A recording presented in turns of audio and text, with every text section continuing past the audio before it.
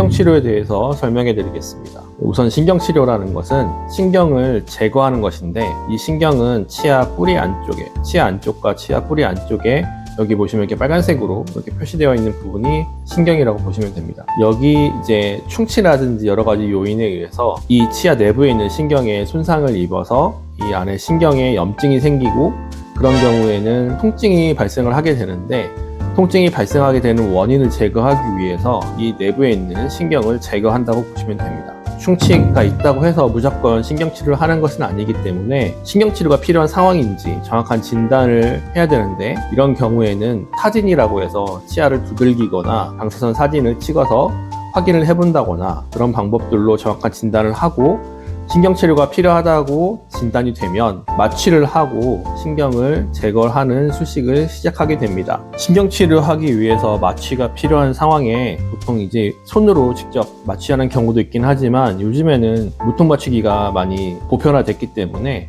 무통마취기를 이용해서 통증을 최소화하면서 마취를 할 수 있습니다. 우선 이제 충치 제거를 1차적으로 먼저 하게 되고, 충치 제거를 하면서 안에 있는 신경까지 도달을 하게 됩니다.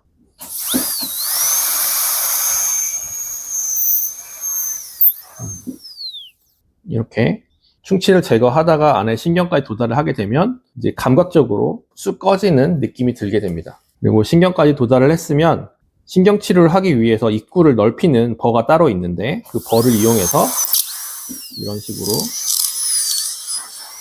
신경관 모양을 맞춰서 신경관을 입구를 노출시켜주면 됩니다.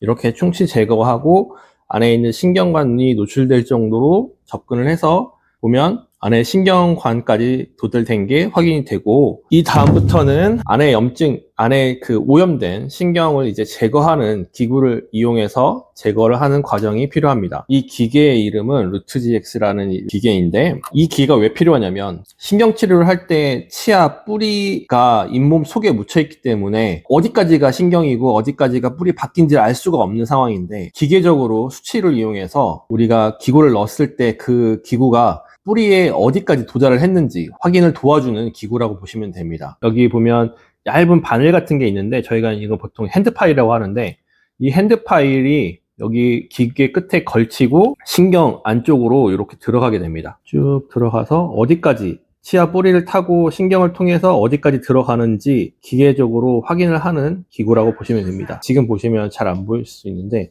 뿌리 끝으로 이렇게 밖으로 나오는데, 이렇게 되면 안 되고 나오기 직전까지 그렇게 해서 여기 끝까지 길이를 측정을 하면 그 길이를 기준으로 신경관의 길이까지 측정할 수 있습니다. 이제 이 이후에 안에 있는 신경을 제거하는 작업을 하게 되는데, 예전에는 아까 보였던 이 핸드 파일로 일일이 넣어서 이런 식으로 이렇게 손으로 일일이 제거를 하는 과정을 거쳤다고 보면, 요즘에는 이제 기구들이 좀 많이 발달해서 이런 식의 그 기계를 이용을 많이 하게 됩니다.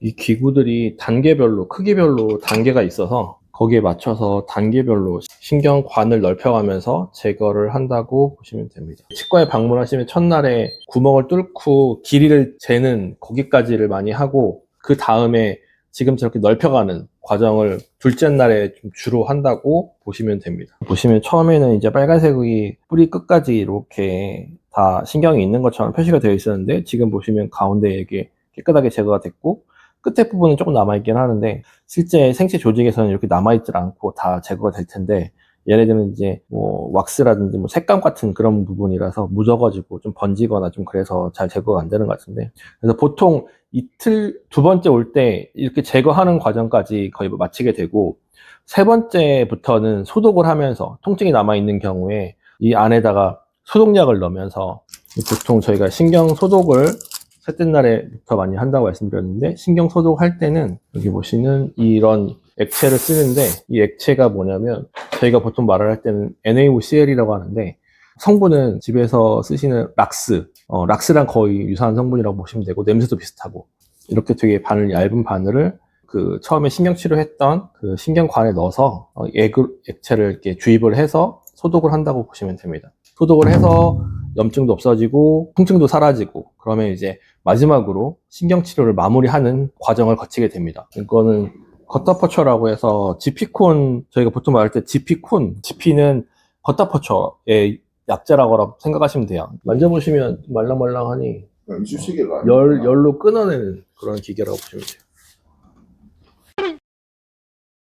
메울 때는 우선은 잘 들어가서 끝에까지 잘 충전이 되는지 확인을 하고, 우선은 충전을 하기 위해서는 이 지피콘, 겉다퍼처 충전하는 충전재랑 이 실러를 이렇게 믹스를 해서 쓰는데, 말 그대로 실러, 메우는, 채우는 재료라고 보시면 돼요. 신경관 모양을 다듬고 거기에 맞춰서 만들어진 재료라고 해도 분명히 틈이 생길 거란 말이죠. 그 틈을 메우는 재료라고 보시면 돼요. 그래서 시멘트 같은 거예요? 예, 그쵸. 일종의 시멘트라고 보시면 되는데, 신경치료의 성공의 키포인트는 밀봉이라고 말해야 되나? 이렇게 지금 보면 치아 머리가 있고, 치아 뿌리는 뼈 안에 이렇게 묻혀있는 상태가 되고, 그 안에 염증이 있는 그런 구조인데, 이제 우리가 여기서 염증이 어쨌든 감소를 해서 통증이 사라졌을 때, 그 다음에 실러를 묻혀서 지피콘을 넣어서 이거를 이제 채우는 과정이 필요하잖아요. 채웠을 때 어떤 현상이 일어나냐면, 밑에는 밑에대로, 위는 위대로 이제 격리가 돼서 묵인 상태가 되는 거죠. 그래서 쉽게 설명하면, 밑에가 이제 아까 계속 우리가 소독을 하면서 묵인 상태로 만들어 놨고, 그 묵인이 계속 유지가 되면 이제 안에 염증은 사라지고 뼈가 다시 그 염증 부위에 채워지면서 이제 기존에 있던 염증이 사라진다고 보시면 됩니다. 우선은 이렇게 지피콘을 실러를 묻히고 이 안에 맞춰서 이렇게 채워놓고, 이런 식으로 이렇게 채워놓은 다음에, 이 기구는 시스템 B라는 기구인데, 스위치를 누르면 이 끝에 열이 생겨요. 그 열에 의해서 이 기구에다가 이렇게 넣어서 저희가 필요한 만큼 끊어내는 역할을 한다고 보시면 됩니다.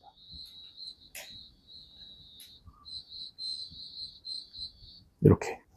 그래서 지금 보시면 안에 채워져 있는 부분은 남겨져 있고, 나머지 필요 없는 부분이 이렇게 제거가 되고, 신경까지 가기 위해서 충치라든지 안에 구멍을 뚫어놓은 상황이 있는데, 이 구멍을 이제 메워야 되는데, 그러니까 그 지피콘, 겉다퍼처를 채워 넣었잖아요, 뿌리 쪽에. 근데 얘는 이 안에 겉다퍼처를 넣고 그거를 열을 가열해서 말랑말랑하게 만든 다음에, 글루건처럼 이 안에다가 일정 부분 뭐 이렇게 누르면 이렇게 나오는데, 채워 넣는다고 보시면 됩니다. 보면 이렇게 누르면 얇게 이렇게 나와요.